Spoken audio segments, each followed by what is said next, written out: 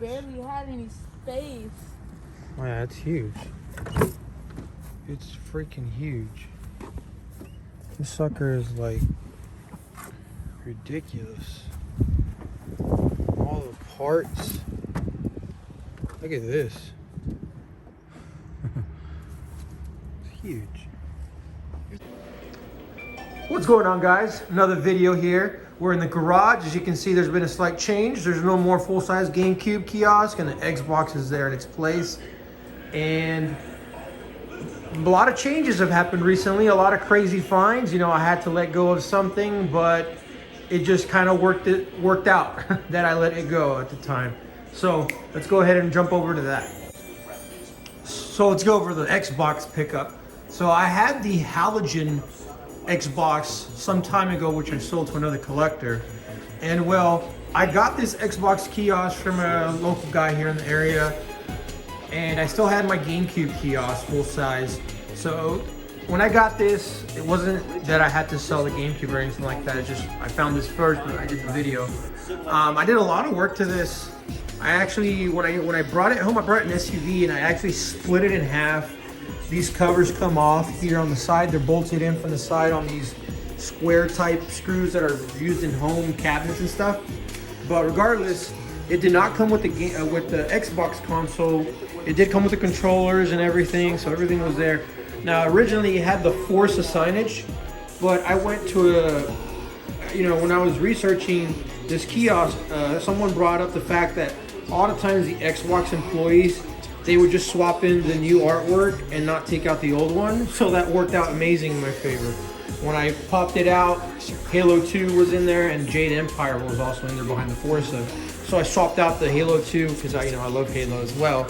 So I think that works really well with the theme of Xbox. So I got lucky with that Halo 2 signage.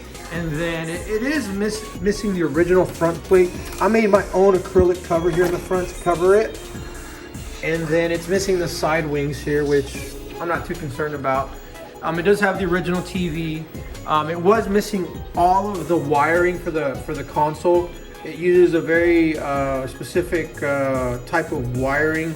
It hooks up to a little box, and it sends the S-video in and out, and it connects to the amp as well, and it connects to the reset button. So the reset button works, as you can see there. So I've pretty much got it as original as I'll probably ever get it, unless I ever find the side wings, but I'm not too concerned about that. I mean, the sound system is ridiculously loud on this. I think it's a little bit louder than the PlayStation, I think. So really cool to have it. These two kiosks are probably the best sounding as far as that I'm aware of. All the other ones that are, the Nintendo 64 and all of it, their sound systems are a little bit weaker, but really cool, really cool. There's even a subwoofer hidden right behind the sign there. But that's an awesome addition. Now, I'm gonna go over to another part of the garage, and you're gonna be blown away by what I found. So when I sold the GameCube kiosk, there was no intention of buying anything else after I sold it. It was just, I wanted the funds just to have them and use them down the road or find something else down the road. But it wasn't intentionally that I was gonna buy something immediately with the funds that I got. As you can see, my garage has been getting very cleaned up here. I've gotten rid of several things, and there's not too much here left. A few things that I'm still trying to sell in garage sales and stuff. Now that will be getting sold to a guy that's opening a game store. So I was gonna keep it, but I decided to sell it to a guy that was gonna open up a game store. That might go too, but I'm not 100% sure. I really like it. I'm big on amiibos, so I'm kind of iffy. But this came up in the marketplace here in my area. This is a massive BioShock Big Daddy statue. When I mean massive, you see that there, and this thing just towers over it. I had to put it over to the side because I thought it would rub against the garage door. So it's almost like I know my ceilings are 9 feet tall, so this is like a 7 foot tall statue with the air tank in the back. Now the amount of detail that they put into this is incredible. It's from a company called Oxmox. They're out in Europe, and they design these for a lot of the video game companies. But you can see this thing is massive. A lot of when I brought this in my SUV, and I took it apart. The legs come apart, the base, the arms come off, all the wire framing comes off. Only the body stays intact, that entire fat body right there for the Big Daddy. But you can just see the massive amount of detail that went into this. Now, I got it from a guy that used to work for GameStop back in the late 2000s. And when he got it from one of the largest retail store, GameStop stores here in my area where I'm from. And so his understanding of it was that about 100 of these came to the United States or to GameStops. I'm not sure. I know one recently sold on eBay for a ridiculous amount of money with the little sister. Unfortunately, the little sister is not part of the kiosk. I mean, the statue itself, it's a separate statue. So I don't know if this had the little sister with it at one point when it was displayed at the GameStop, but they took it out of the store because of, I believe, at the time they were replacing it with used statues. But the guy had it ever since it came out of the GameStop, and he had it stored away in his garage forever. It wasn't put together, it was in pieces. But you can just see the massive amount of detail that went into creating it. Now, I do like BioShock. I did play the game on Steam, but the main reason I got it was just a very unique piece. It's so large, and also I will be, listing this for trade bait. I'm very big on the Nintendo side of things, and I figured eventually this is going to go into somebody that will really treasure it more than I will later on down the road. So I'm going to use this as more of a trade bait. So anybody out there in the internet world that is really looking for BioShock, I'm really big on Nintendo, Super Nintendo kiosk, World of Nintendo fibers, all that kind of stuff.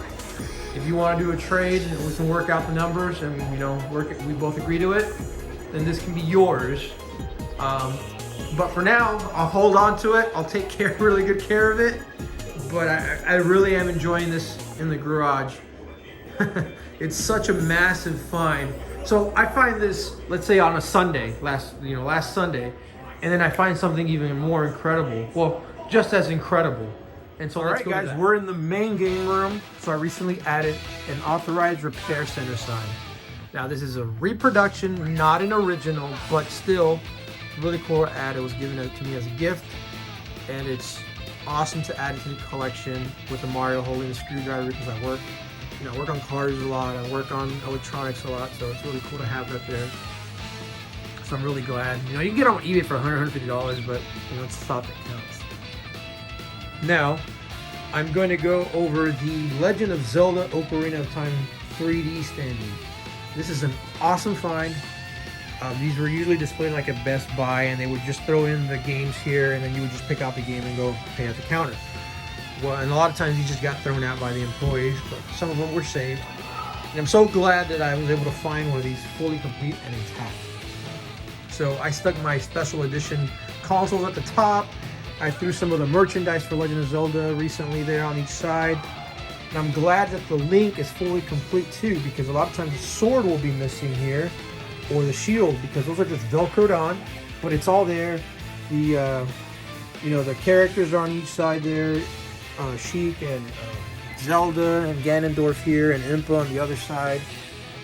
I'm running out of space for sure. I just kind of threw it right next to the pinball machine for now because I have nowhere else to put it. But it's really cool to add it to the collection. Now, working on the pinball machines, I did recently put flipper bats. I think these both came from the website name is arcademade.com. I was talking to the guy that runs that site, and he made these for me to work on the Gottlieb Simpson 3s.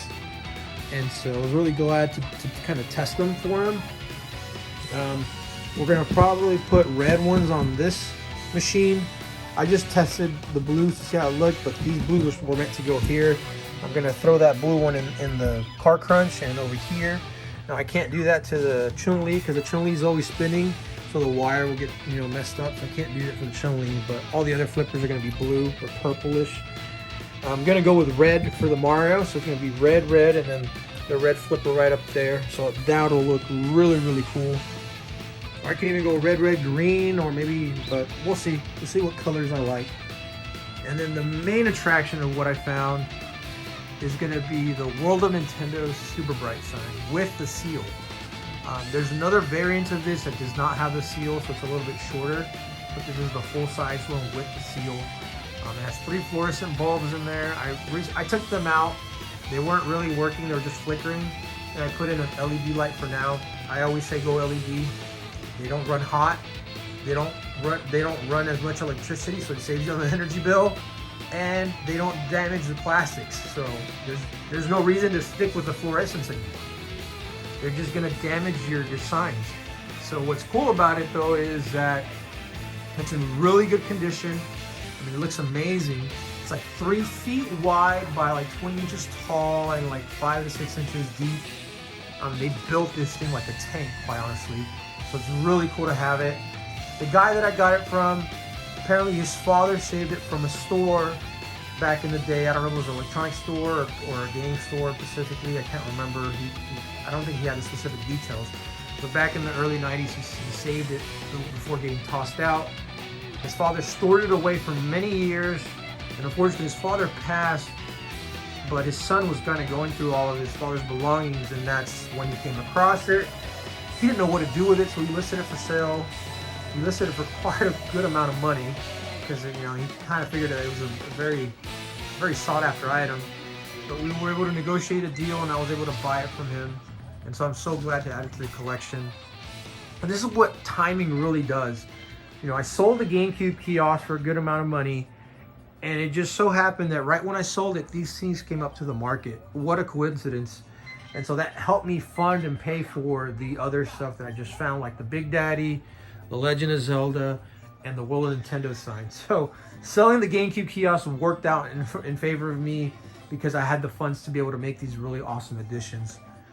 Don't get me wrong, I love the GameCube GameCube kiosk, but I had to make room. I was running out of room, and that was the only thing that I figured, you know what, I'll let go. I already have the smaller one, it's easier to move. The larger one's too hard to move, so I decided to sell the larger one.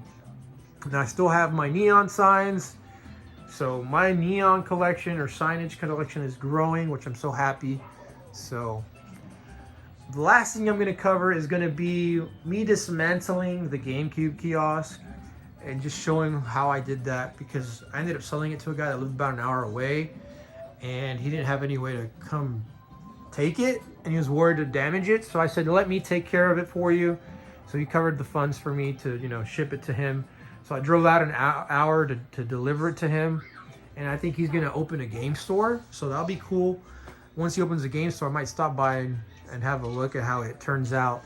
But really cool addition to the game collection. The game room's coming out really nice. But I'll go ahead and show you that video of me dismantling the GameCube kiosk so you guys can see how best to transport it. Have a good one. All right, well, this kiosk is on its way out, and the owner that I'm sending it to is going to open up a store, and so the best way to deliver this to him is to take it apart. So let's get started. All right, first thing we're going to do is going to take the interior part here. I'm going to take out the console. There's these 2 little knobs here. Those 2 little knobs there go in the little holes here for the console. So that's how that goes. Now, you're going to put all these wires back in here. What you're going to do is you're also going to take out the entire tray system here. This is all going to come out so we don't damage it.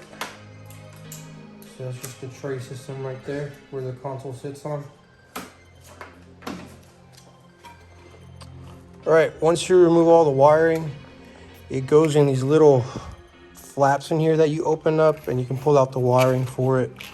There's going to be 2. There's a flap for the LED lights that go up here to the top. Here, those are the LED lights, so it just goes up on this side. And then all the wiring for the TV goes up on this side. So that's to get all the wiring out just ahead of time. All right, wiring's been removed at this time. Now I can just pull out the TV TV is attached to a metal bracket, like a base that it sits on, so you just have to lift the base above the lip of this here. And out it comes. It's a heavy TV for sure, but that's a lot of the weight right there for the kiosk. So the TV's been removed. Now I'm going to proceed to remove the top portion here. So I'll show you that here shortly. I'm going to remove the marquee. Now to remove the covers on the top there for the marquee, it is a 2.0, those little hex type. So you got to remove all these 4 right here. There's 4 bolts on this side. I think there's only 3 on that side because this plastic became brittle with the fluorescents. Fluorescents tend to damage plastics over time because of the UV. But you remove the 2.0, all of that gives you access to the bolts that hold the marquee down. So I'll show you that shortly. All right, next step is you're gonna use a size 3 hex here to remove these screws. There's gonna be 2 on each side. There's gonna be a nut on the inside of it. I think it's a size 10 millimeter, but the outside here is a size 3, whichever works. So you loosen it and then you hold the nut, or just loosen the nut from the back if you want. Pull them out from both sides and then this slides right up. All right, I removed all 4 screws from both sides. So this should just pop right out. And out it comes like that.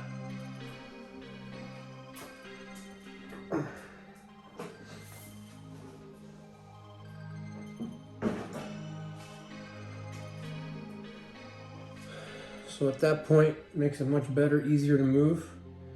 Well, honestly, I could probably leave it up to this point and then we can send it on its way without damaging it. Well, honestly, I think I might just leave it there for you. But let's go ahead and try first. Now we're going to switch over to a 2.5 hex screw to remove these 5 screws. So then once you remove that, there's going to be some more hidden under here and under the dome that need to get removed to remove this.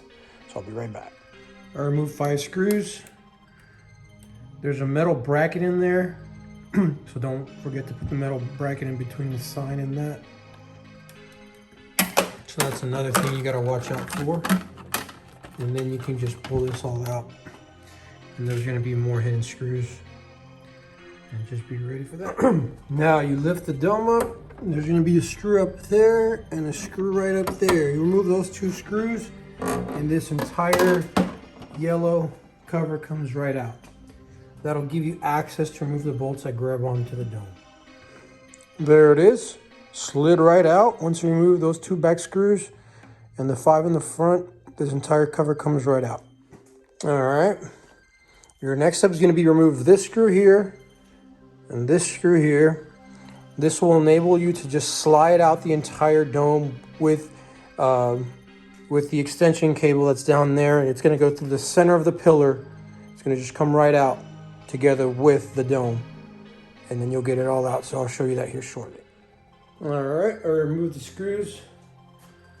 They use that same 3.3 or 3.0 hex screws. The shorter ones that are here, these are the ones that go in the front. All right. The larger ones that went with the blue cover are gonna they're gonna be slightly longer, you see here. And these are the ones that are gonna go, you put the blue, so you have to put these shorter ones first to lock it down in the front. You put the blue cover on, you put the longer ones in the back, and then you put the 5 bolts here in the front for the actual, signage that goes here. So you gotta do it in that order when you're putting it back together. I've removed everything. So now this dome, I don't have to mess with the wiring or anything. It's all, the entire dome is gonna come out together. Makes it easier for everybody. So you grab it from the metal bracket here and you just pop it right out.